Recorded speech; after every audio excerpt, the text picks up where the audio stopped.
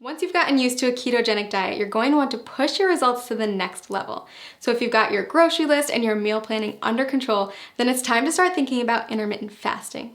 And okay, before you press pause at the dreaded fasting word, hear me out. Intermittent fasting, also known as IF, is one of today's hottest topics in the diet and wellness communities. And for good reason. If you do it correctly, IF can be an insanely powerful tool for accelerating fat loss and breaking through frustrating weight loss plateaus. Now, it's not essential that you commit to IF while on keto.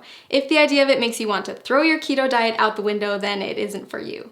But if you're up for another adjustment with the potential to ramp up your weight loss and turn you into a fat burning machine, then keep watching. IF basically boils down to two terms, feeding and fasting.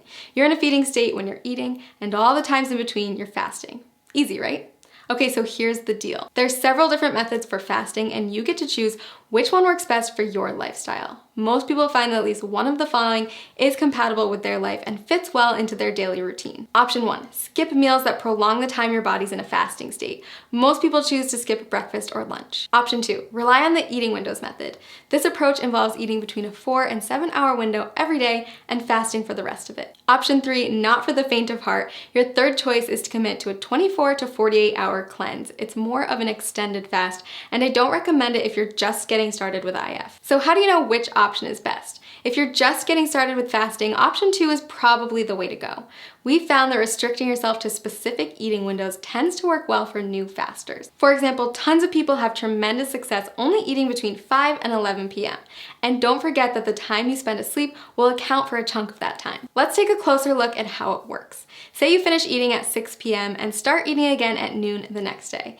That means you fasted for 18 hours and eaten for 6. In other words, you've achieved an 18-6 window. If you finish eating as early as 5 p.m. and don't eat again until noon the next day, then you've fasted for 19 hours and eaten for 5, or you've achieved a 19-5 window. You don't have to adhere to IF every day. You can try it out once a week at first, listen to your body, and then add in more IF days over time. So why does IF work anyway? The first and simplest reason is that our bodies can only take in so much food at a time.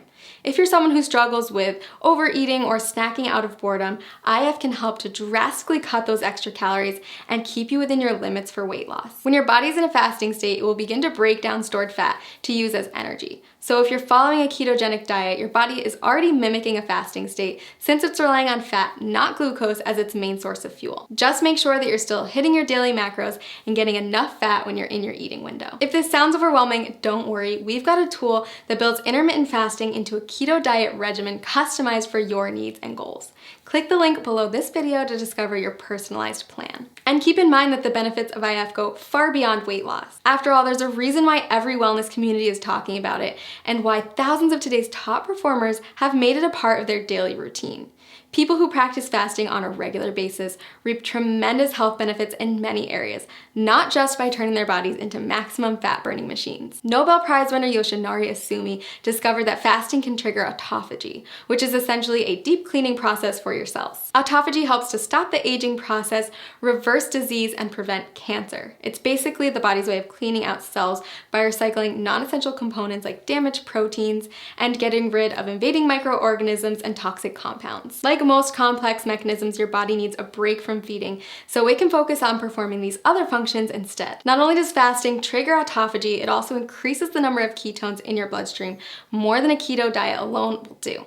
When you start practicing IF, you may find yourself more focused than usual. That's because your body is running on ultra premium fuel. If you're on keto, you may have already experienced this heightened mental clarity. So consider adding IF to your routine, a way to get more bang for your buck, so to speak. Lots of people ask me if they can do IF if they're avid exercisers. If that's you, don't worry. Countless studies have shown that intermittent fasting is compatible with fitness routines and can even result in higher metabolic adaptations, improved muscle synthesis, and even better response to post-workout meals. So is IF right for you? If you're not afraid to change it up, burn more fat, focus better, and improve overall health, then I say give it a try. I've honestly never seen as much success as I do with people who combine a ketogenic diet with an IF lifestyle. It's truly the holy grail of weight loss and optimum health. Click the link below this video to create your own customized keto diet plan where you can easily add intermittent fasting into your daily routine.